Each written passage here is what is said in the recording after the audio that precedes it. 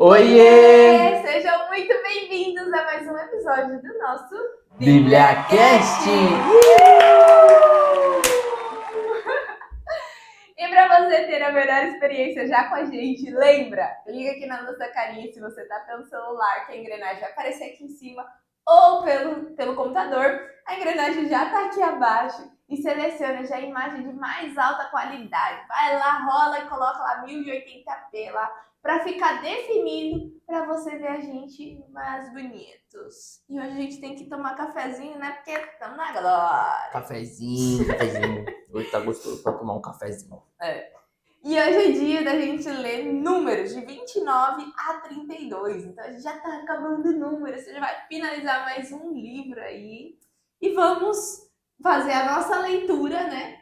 E no final a gente faz a nossa análise, o nosso entendimento também, para te ajudar a aprofundar mais no seu entendimento, né? Isso mesmo. E é isso aí, gente. E vamos para números 29. As ofertas da Festa das Trombetas.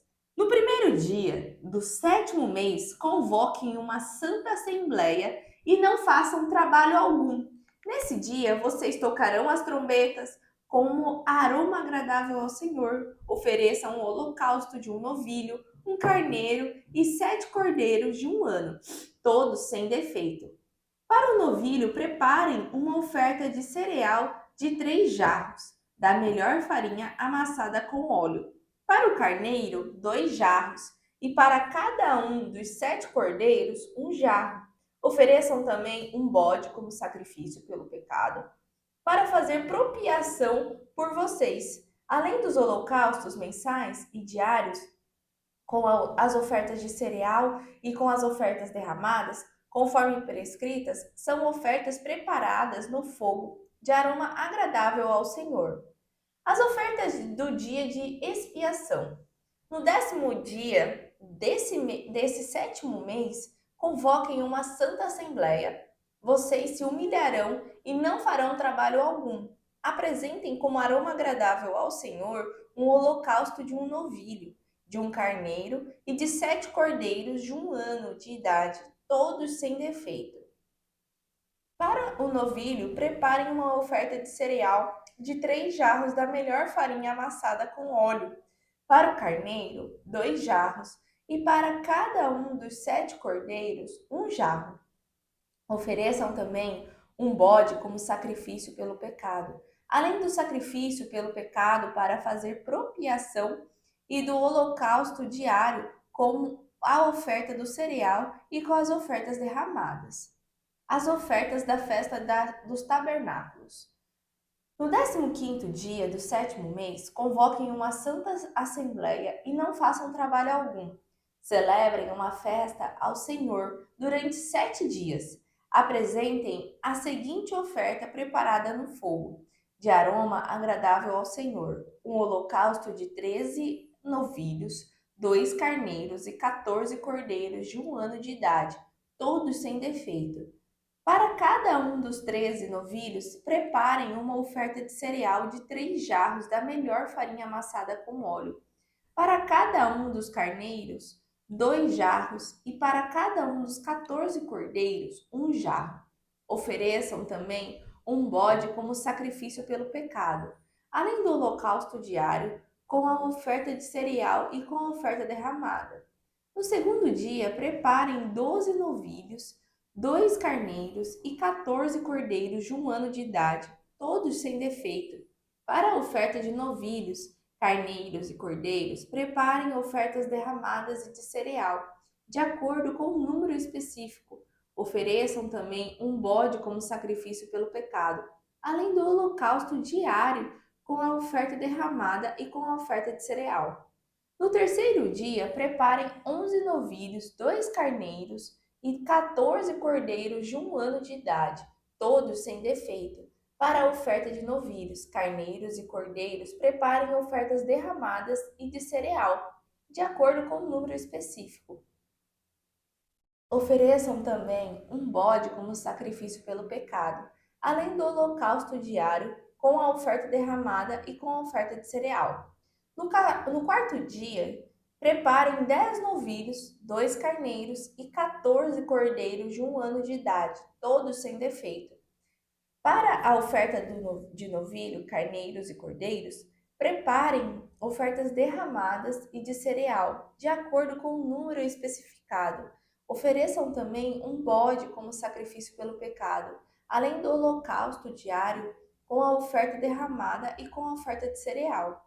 No quinto dia, preparem 9 novilhos, 2 carneiros e 14 cordeiros de 1 ano de idade, todos sem defeito.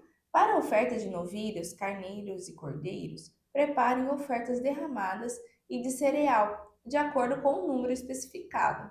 Ofereçam também um bode como sacrifício pelo pecado, além do holocausto diário com a oferta derramada e com a oferta de cereal. No sexto dia, preparem 8 novilhos, 2 carneiros e 14 cordeiros de 1 ano de idade, todos sem defeito. Para a oferta de novilhos, carneiros e cordeiros, preparem ofertas derramadas e de cereal, de acordo com o número especificado. Ofereçam também um bode como sacrifício pelo pecado, além do holocausto diário com a oferta derramada e com a oferta de cereal. No sétimo dia, preparem 7 novilhos, 2 carneiros e 14 cordeiros de 1 ano de idade, todos sem defeito. Para a oferta de novilhos, carneiros e cordeiros, preparem ofertas derramadas e de cereal, de acordo com o número especificado. Ofereçam também um bode como sacrifício pelo pecado, além do holocausto diário com a oferta derramada e com a oferta de cereal. No oitavo dia, convoquem uma assembleia e não façam trabalho algum. Apresentem uma oferta derramada no fogo e de aroma agradável ao Senhor, um holocausto de um novilho, um carneiro e 7 cordeiros de 1 ano, todos sem defeito. Para a oferta de novilho, do carneiro e dos cordeiros, preparem ofertas derramadas e de cereal, de acordo com o número especificado. Ofereçam também um bode como sacrifício pelo pecado, além do holocausto diário com a oferta derramada e com a oferta de cereal. Além dos votos que fizerem e das ofertas voluntárias, preparem isto para o Senhor nas festas que são designadas a vocês: os holocaustos, as ofertas derramadas, de cereal e de comunhão. E Moisés comunicou aos israelitas tudo que o Senhor lhe tinha ordenado. Capítulo 30. A lei acerca dos votos das mulheres.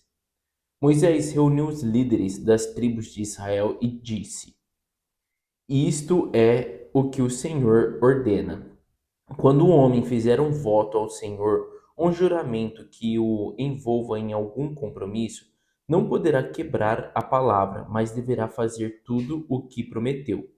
Quando uma moça morar com os pais e fizer um voto ao Senhor para fazer ou deixar de fazer alguma coisa, e o pai souber do voto e ficar quieto, então a moça terá de manter a palavra e cumprir o que prometeu ou jurou.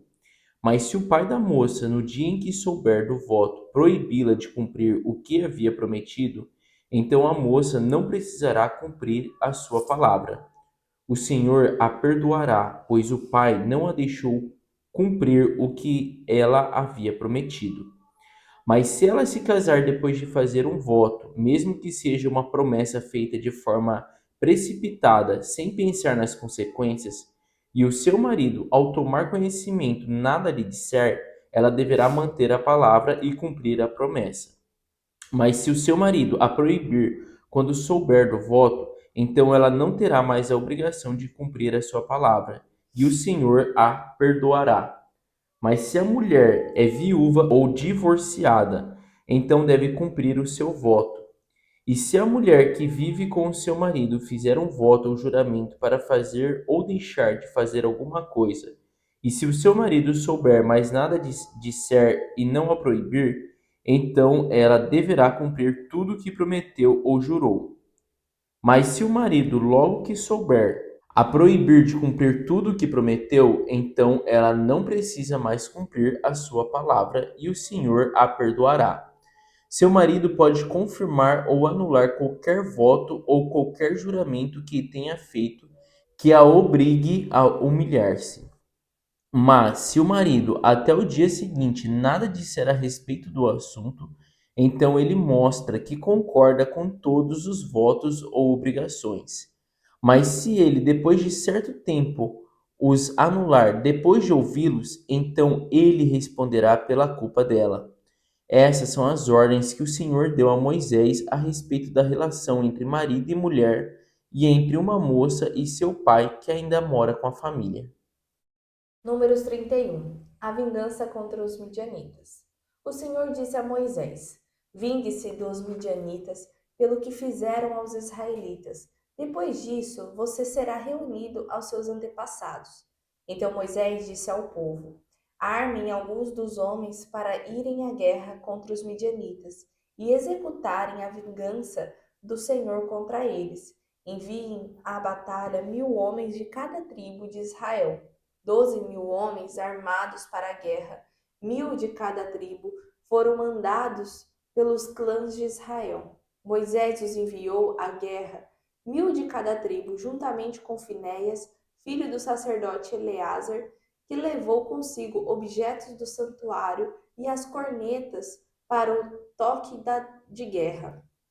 Lutaram então contra Midian, conforme o Senhor tinha ordenado a Moisés, e mataram todos os homens.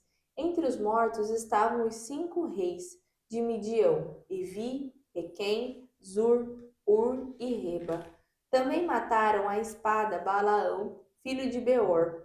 Os israelitas capturaram as mulheres e as crianças midianitas e tomaram como despojo todos os rebanhos e bens dos midianitas. Queimaram todas as cidades em que os midianitas haviam se estabelecido, bem como todos os seus acampamentos. Tomaram todos os despojos, incluindo pessoas e animais, e levaram os prisioneiros, homens e mulheres, e os despojos a Moisés, ao sacerdote Eleazar e à comunidade de Israel, em seu acampamento, nas campinas de Moabe, frente a Jericó.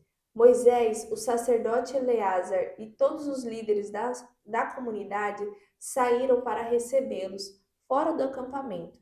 Mas Moisés indignou-se contra os oficiais do exército que voltaram da guerra, os líderes de milhares e os líderes de centenas.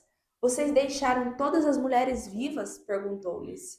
Foram elas que seguiram o conselho de Balaão e levaram Israel a ser infiel ao Senhor no caso do Peor, de modo que uma praga feriu a comunidade do Senhor.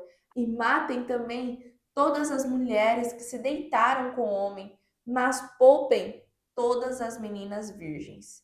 Todos vocês que mataram alguém ou que tocaram em algum morto ficarão 7 dias fora do acampamento. No terceiro e no sétimo dia vocês deverão purificar a vocês mesmos e aos seus prisioneiros.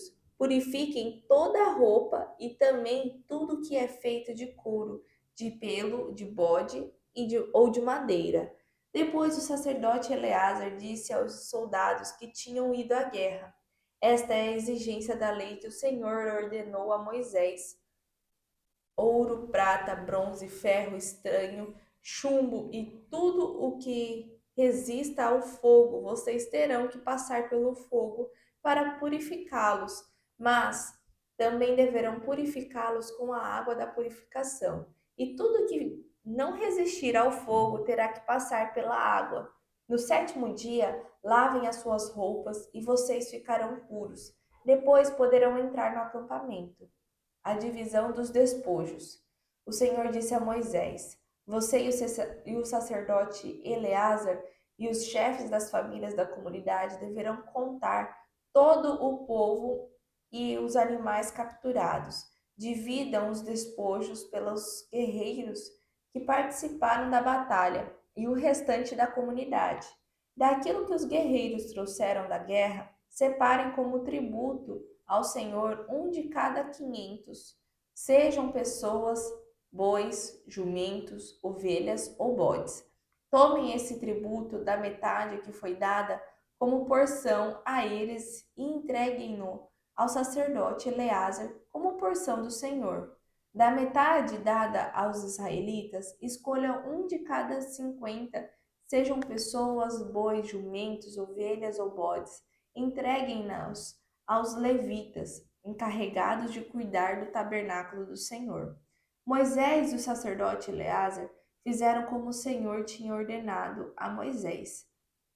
Os despojos que restaram da presa tomada pelos soldados foram 675.000 ovelhas, 72.000 cabeças de gado, 61.000 jumentos e 32.000 mulheres virgens. A metade dada aos que lutaram na guerra foi esta: 337.500 ovelhas, das quais o tributo para o Senhor foram 675, 36.000 cabeças de gado, das quais o tributo para o Senhor foram 72, 30.500 jumentos, das quais o tributo para o Senhor foram 61, 16.000 pessoas, das quais o tributo para o Senhor foram 32. Moisés deu o tributo ao sacerdote Eleazar como contribuição ao Senhor, conforme o Senhor tinha ordenado a Moisés. A outra metade, pertencente aos israelitas, Moisés separou dos combatentes. Essa era a metade pertencente à comunidade. Com 337.500 ovelhas, 36.000 cabeças de gado, 30.500 jumentos e 16.000 pessoas, na metade pertencente aos israelitas, Moisés escolheu um de cada 50, tanto de pessoas como de animais, conforme o Senhor lhe tinha ordenado, e os entregou aos levitas, encarregados de cuidar do tabernáculo do Senhor. Então, os oficiais que estavam sobre as unidades do exército, os líderes de milhares e os líderes de centenas foram a Moisés e lhes disseram: seus servos contaram os soldados sob o nosso comando, e não está faltando ninguém. Por isso trouxemos como oferta ao Senhor os artigos de ouro, dos quais cada um de nós se apossou: braceletes, pulseiras, anéis, selo, brincos e colares, para fazer propiação por nós perante o Senhor. Moisés e o sacerdote Eleazar receberam deles todas as joias de ouro, todo o ouro dado pelos líderes de milhares e pelos líderes de centenas que Moisés e Eleazar apresentaram como contribuição ao Senhor, pesou 200 quilos. Cada soldado tinha tomado despojos para si mesmo. Moisés e o sacerdote Eleazar receberam o ouro dado pelos líderes de milhares e pelos líderes de centenas, e o levaram para a tenda do encontro como memorial, para que o Senhor se lembrasse dos israelitas. Capítulo 32. As tribos além do Jordão. As tribos de Ruben e Gade pedem a terra de Gileade. Quando os israelitas chegaram às terras de Jazar e Gileade, as tribos de Ruben e Gade, que possuíam grandes rebanhos de gado, viram que o lugar era muito bom para a criação de animais. Então eles foram a Moisés, ao sacerdote Eleazar e aos outros líderes do povo e disseram: Atarote, Dibon, Jazar, Mira, Esbom, Eleal, Sebã, Nebo e Beom, terras que o Senhor nos entregou perante a comunidade de Israel. É terra excelente para a criação de gado, e os seus servos têm muito gado. E acrescentaram: por isso pedimos para ficar com esta terra como herança, em vez de cruzar o rio Jordão. Mas Moisés respondeu às tribos de Ruben e Gade: e os seus irmãos irão à guerra enquanto vocês ficam aqui? Por que vocês desencorajam os israelitas para que não entrem na terra que o Senhor lhes está dando? Aliás, os seus pais fizeram a mesma coisa quando estávamos em Cades Barneia, quando enviei alguns homens para espionar a terra. Quando chegarem até o vale de Escol e viram a terra, desencorajaram o povo para não conquistar a terra que o Senhor nos deu. E o Senhor ficou irado naquele dia e fez o seguinte juramento: nenhum dos homens que saíram do Egito com mais de 20 anos de idade verá a terra que prometia a Abraão, Isaque e Jacó. Calebe, filho de Jefoné, o quenezeu, e Josué, filho de Num, foram os únicos que continuaram fiéis ao Senhor. Por isso o Senhor ficou irado com Israel e fez o povo andar sem destino durante 40 anos pelo deserto, até que morresse toda aquela geração que tinha desagradado ao Senhor. E agora vocês, multidão de homens pecadores, estão fazendo as mesmas coisas que seus pais fizeram, para aumentar ainda mais a ira do Senhor contra Israel. Se vocês deixarem de segui-lo, ele deixará todo o povo outra vez no deserto, e vocês serão culpados pela destruição deles. Então as tribos de Ruben e de Gade se aproximaram de Moisés e disseram: Construiremos aqui currais para nosso gado e cidades para os nossos filhos. Mas nós nos prepararemos para a guerra e estaremos prontos para irmos à frente do povo até que o levemos ao seu destino. Porém, as nossas crianças morarão em cidades fortificadas para estarem protegidas dos ataques dos habitantes da terra. E não voltaremos para os nossos lares até que todo o povo conquiste toda a terra que o Senhor deu como herança. Não herdaremos com eles a terra do outro lado do Jordão, pois preferimos ficar aqui no lado leste do Jordão. Então Moisés disse-lhes: Está certo. Se vocês se prepararem para a batalha perante o Senhor e se armados atravessarem o Jordão perante o Senhor, até que ele tenha expulsado os seus inimigos diante dele e a terra seja conquistada para o Senhor, então vocês poderão voltar para cá e estarão livres da sua obrigação perante o Senhor e perante Israel. E o Senhor dará essa terra como propriedade para vocês. Mas, se vocês não fizerem como prometeram, então estarão pecando contra o Senhor e sofrerão as consequências do seu pecado. Construam cidades para as crianças e currais para os seus rebanhos, mas cumpram o que prometeram. Então os homens de Gade e os filhos de Ruben responderam a Moisés: Nós, seus servos, obedeceremos às ordens do Senhor. Nossos filhos e nossas mulheres, nossos rebanhos e todos os animais ficarão aqui na cidade de Gileade. Mas nós, os seus servos, nos prepararemos para a guerra, atravessaremos para lutar perante o Senhor, de acordo com o que o Senhor está dizendo. Então Moisés deu a seguinte ordem ao sacerdote Eleazar, a Josué, filho de Num, e aos chefes das famílias das tribos de Israel. Se os homens das tribos de Gade e de Ruben atravessarem armados com vocês o Jordão perante o Senhor, e vocês tomarem a terra, então vocês devem entregar a eles como propriedade a terra de Gileade. Mas se eles não se prepararem para a guerra e não atravessarem armados com vocês o rio Jordão, então terão de aceitar a herança deles na terra de Canaã. E as tribos de Gade e Ruben responderam: Faremos o que o Senhor falou aos nossos servos. Nós atravessaremos armados perante o Senhor e iremos à terra de Canaã. Depois tomaremos conta da nossa parte deste lado do rio Jordão. Moisés deu às tribos de Gade e de Ruben e à metade da tribo de Manassés, filho de José, o reino de Seom, rei dos amorreus, e o reino de Og, rei de Bazã, toda a terra com as suas cidades e o território ao redor delas. A tribo de Gade construiu as cidades de Dibon, Atarote, Aroer, Atarote Sofá, Jazar, Jogbea, Bet-Nira e Bet-Irã. Construíram muralhas ao redor delas e currais para os rebanhos. E a tribo de Ruben construiu as seguintes cidades: Esbom, Eleal, Kiriataim, bem como Nebo, Baal-Meon e Sibma. Os israelitas mais tarde mudaram os nomes das cidades que reconstruíram. Os descendentes de Maquir, filho de Manassés, foram a Gileade, tomaram a cidade e expulsaram os amorreus que moravam ali. Então Moisés deu Gileade a Maquir, descendente de Manassés, e eles passaram a morar ali. Jair, descendente de Manassés, conquistou os povoados e mudou o nome da região para Avote Jair. E um homem chamado Nobá conquistou a cidade de Kenate, com seus povoados, e chamou-a pelo seu nome, Nobá. E assim terminamos a leitura de hoje. E vamos para a nossa análise, então. Isso aí. Lá em 29, então, né? Começamos no 29. O 29 ele é uma continuação do episódio anterior, falando ali então das festas, né? Exatamente.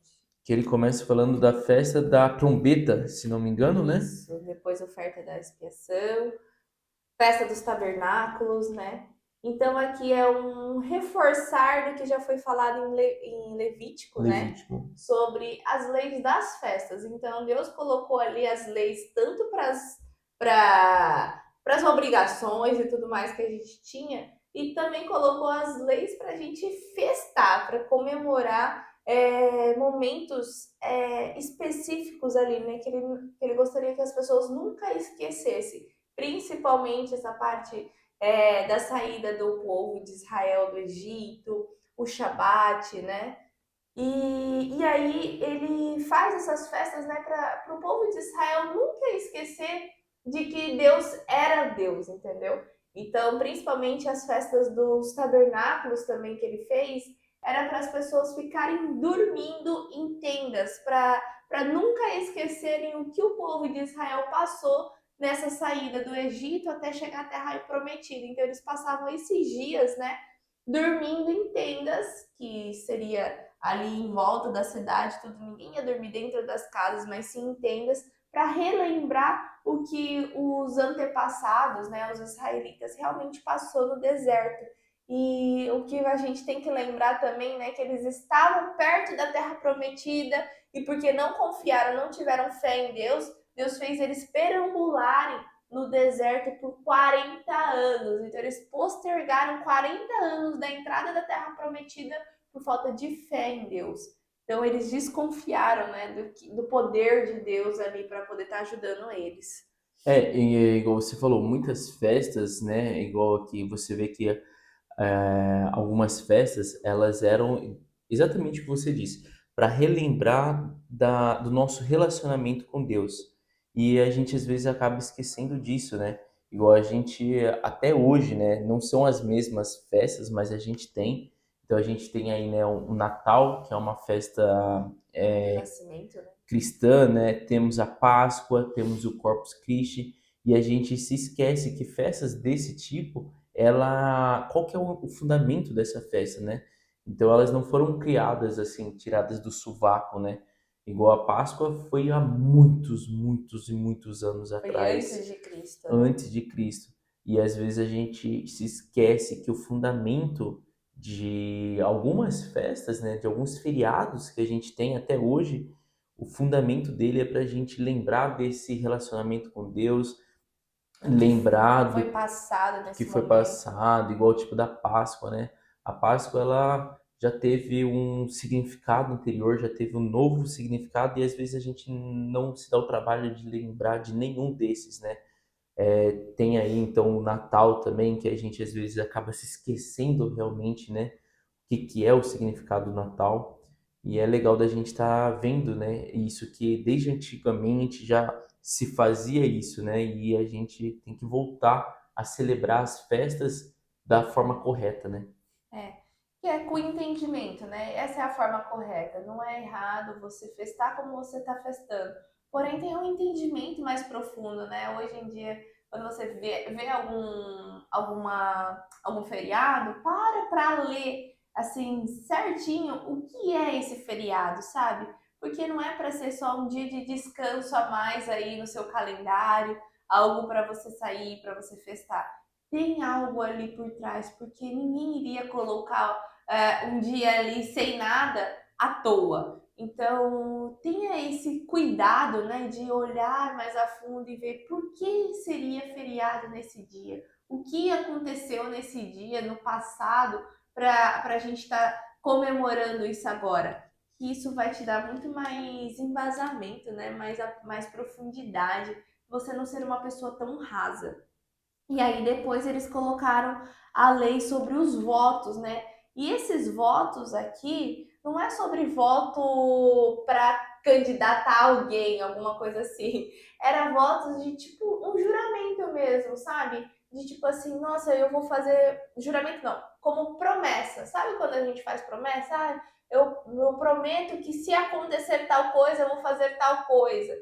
E aí, Porque antigamente não existiam contratos, né? Então a pessoa é, não podia assinar um contrato, a palavra tinha muito poder, né? Igual até hoje a gente fala, né? A palavra, né? Se você tem honra a sua palavra, né? E nesse tempo era muito honrado. Então é que ele traz muito sobre das mulheres, porque os homens já tinham esse, né? Eles já tinham voz, vamos dizer aqui. E aqui ele fala o voto das mulheres, ou seja, as mulheres também poderiam falar assim, olha, se tal coisa acontecer, eu vou fazer um voto aqui, né? Eu vou fazer uma aliança de compromisso. Que se alguma coisa acontecer, eu vou fazer tal coisa.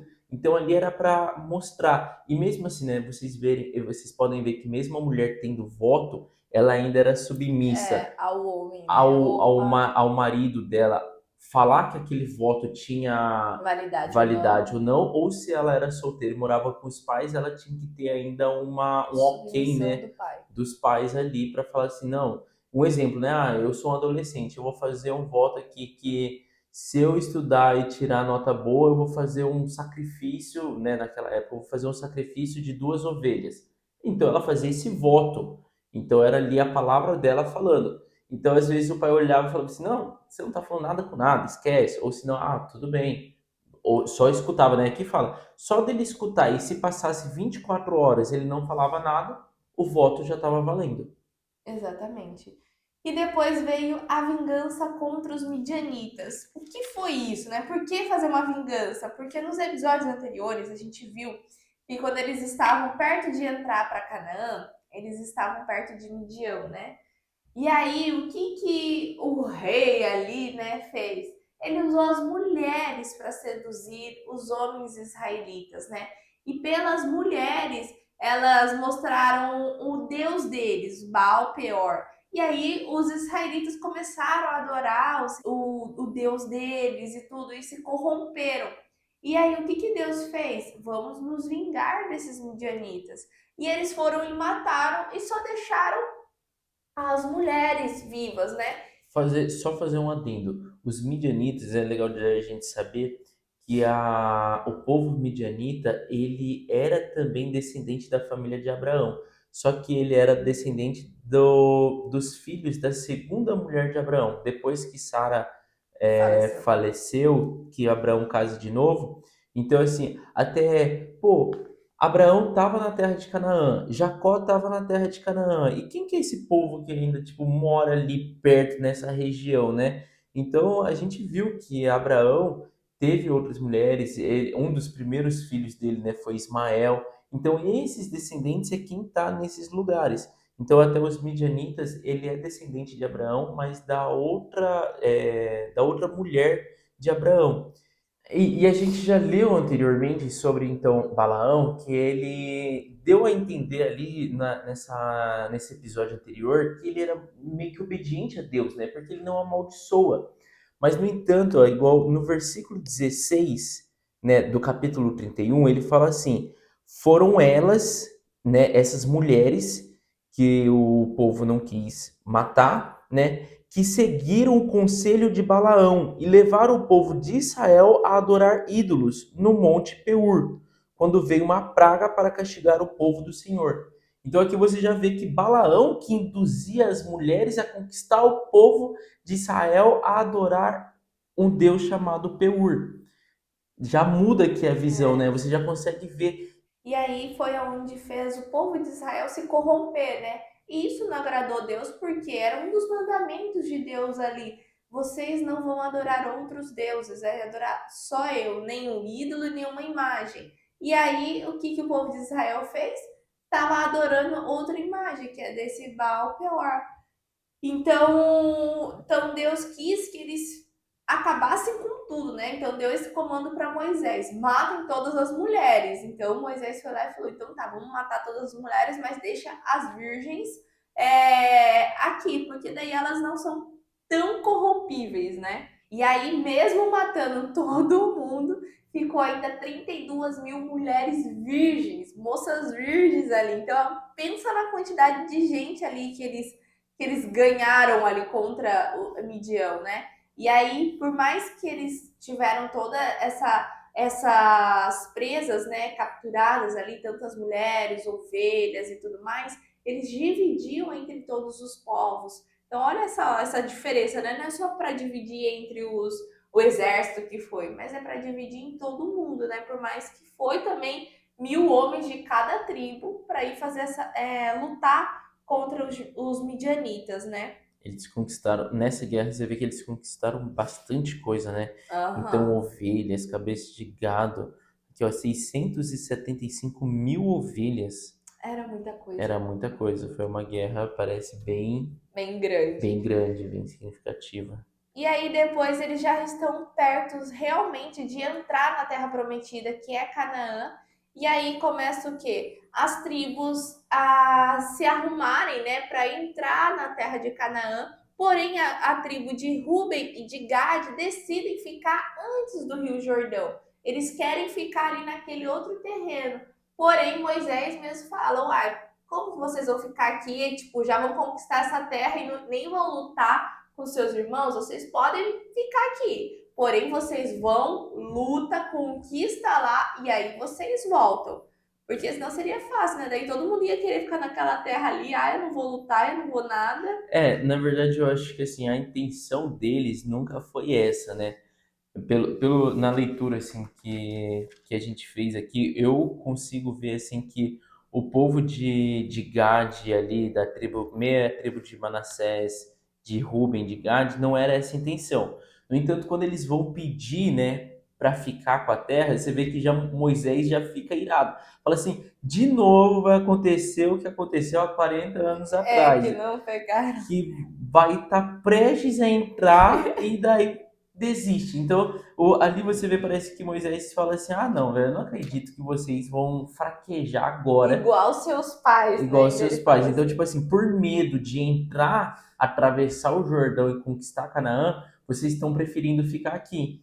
E daí é legal a resposta deles. Eles falam assim: não, jamais, não é isso. A gente quer ficar aqui porque realmente a gente viu aqui um lugar bom de pastagem. Mas eles mesmos falam, eles falam, né? Nós vamos até a frente. Tipo assim, não é por medo que a gente está querendo ficar aqui, é porque a gente gostou realmente desse lugar e acha que ele, para o nosso rebanho, vai ser melhor. Então a gente quer ficar aqui, construir uma cidade fortificada para deixar nossas mulheres e filhos, e deixar o rebanho, e a gente vai junto para a guerra. E daí Moisés fala: então, se é assim, se é esse o pensamento de vocês, se essa é a intenção, então tá tudo certo. E ele até fala, Moisés fala: ó, então vamos deixar aqui bem registrado. Vocês podem ficar com essa terra desde que vocês lutem e depois de conquistar tudo que tem que ser conquistado, vocês voltem e ficam com a sua família.